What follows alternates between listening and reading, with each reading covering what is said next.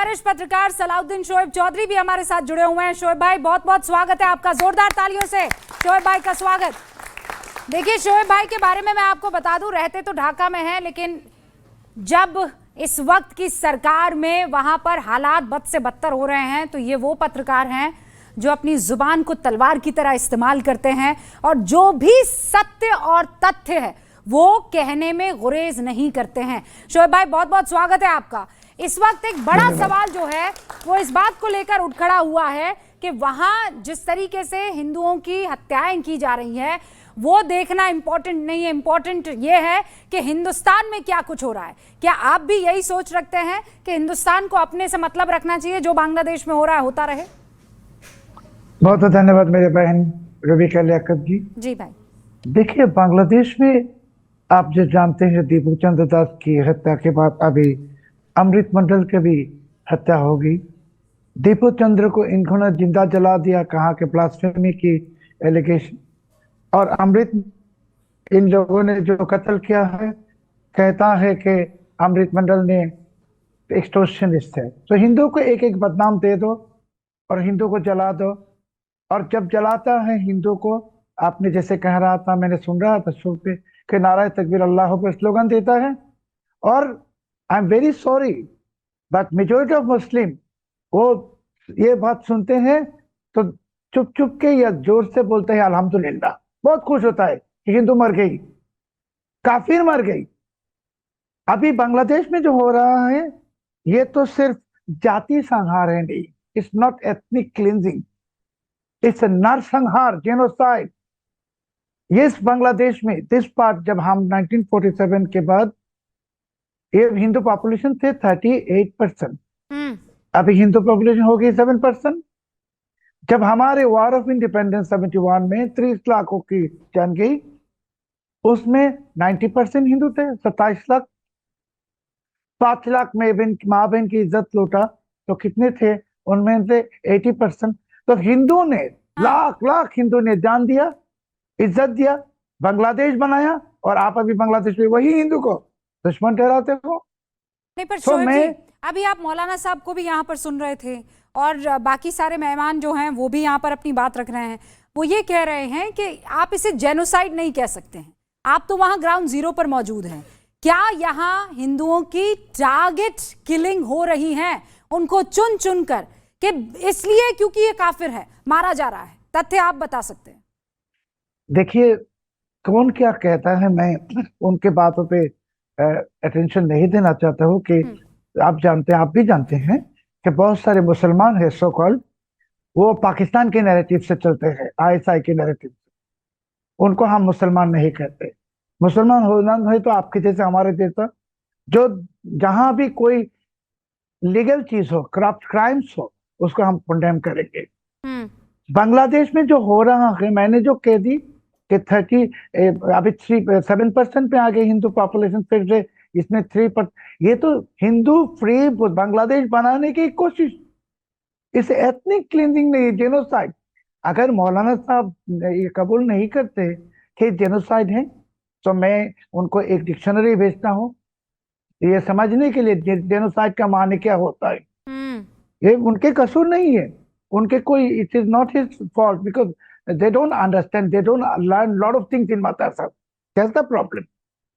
और अगर वो समझते भी हैं वो कहेंगे नहीं, क्योंकि मैं माफी मांग के कहता हूँ कि वो जब सुनते हैं कि नाराज तकबीर अल्लाह अकबर करके हिंदू को कत्ल किया, वो धीरे धीरे मन से खुशपुकार करते हैं अल्हम्दुलिल्लाह, बहुत खुश होता है, बहुत खुश होता है। ये मुसलमान जो ऐसे मुसलमान है, इसके लिए मुसलमान सारे दुनिया में बदनाम हो गई।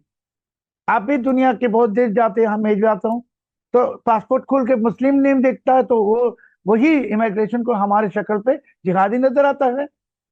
अभी मैं एक बात रूबिका, में एक क्वेश्चन करता हूँ सबको, क्या आप कहोगे जो मुसलमान टेररिस्ट, मैं लादेन की नाम कह दूंगा, अबू बकर बगदादी नाम कह दूंगा, हाफिज सईद के नाम कह दूंगा, आप ऐसे ग्लोबली फेमस एक हिंदू टेररिस्ट का नाम कहिए?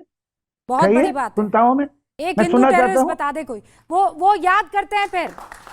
वो कहते हैं महात्मा गांधी को मारने वाला, मैं कहती हूँ ठीक है, महात्मा गांधी को मारने वाला जो शख्स था वो सबसे बड़ा आतंकवादी था, उसके बाद गिनाइए ना, उसके बाद क्यों नहीं वो संगठन तो आतंकवादी संगठन कैसे नहीं बना?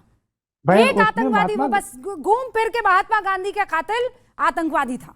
फिर उसके बाद महात्मा गांधी के कातिल क्या एक मुसलमान को मारा? महात्मा गांधी के कातिल अगर हैं वो लोकल टेररिस्ट, मगर इंटरनेशनल टेररिस्ट जैसे मुसलमान में अलकायदा का उसामा बिन लादेन, अबू बकर अल बगदादी, हाफिज सईद, एक नाम बताइए ना मुझे, हिंदू इंटरनेशनल टेररिस्ट या यहूदी इंटरनेशनल टेररिस्ट या ईसाई इंटरनेशनल टेररिस्ट है? नहीं है। मुसलमान टेररिज्म के पीछे पड़े हुए, टेररिज्म के लिए इनकी इतनी मोहब्बत है कि इनके दिल में सिर्फ टेररिज्म और जिहादी गए। और एक भाई बता रहे थे, अभी जो बातें आप कह रहे हैं, एक सेकंड, एक भाई यहाँ बता रहे थे कुरान के कोटेशन के कत्ल की बात है और मौलाना साहब ने बताया कि मोहब्बत की बात है। सूरह तौबा पढ़ लो, सूरह तौबा में क्या है? कत्ल करो, क्लियर कट लिखा है। अभी आप तो वो छुपाने की कोशिश करें, कुरान में लिखा है clear cut. I am being a Muslim, I am saying, I am challenging the मौलाना, come to Bangladesh and sit with me for debate. कुरान में सूरह तौबा लिखा है कत्ल करो, मगर क्या चीज है? वो एटमोस्फियर सिचुएशन था तीसरा थे। अभी आप तो वो कुरान को लेके पड़े हुए हैं। नहीं, बात तो यही है ना सर, वो कुरान की आयतें अरबी में पढ़ेंगे, हिंदी का तर्जुमा आएगा नहीं, और जिसको आ जाएगा उसे कहेगा नहीं ये तर्जुमा गलत है। यही काम यहाँ पर मौलाना साहब भी करते हुए दिखाई दे रहे हैं। और मैं कह रही हूँ गीता में भी कहा है जो अधर्मी है उसे, अर्जुन को कह रहे हैं ना कृष्ण, लेकिन मुझे तो कोई हिंदू इस तरीके से करता हुआ सड़कों पर निकलकर दिखता नहीं है। Why is it always that a terrorist who is caught has got a name which obviously resonates Islam? ये सवाल तो हमें अपने आप से करना होगा। बहुत बहुत शुक्रिया सलाउद्दीन भाई, आगे भी आपसे मुलाकात होगी और यहाँ पर डिबेट आगे बढ़ाते हैं। क्विकली अपने लोगों के पास जा रही हूँ। सवाल किसका है? आइए।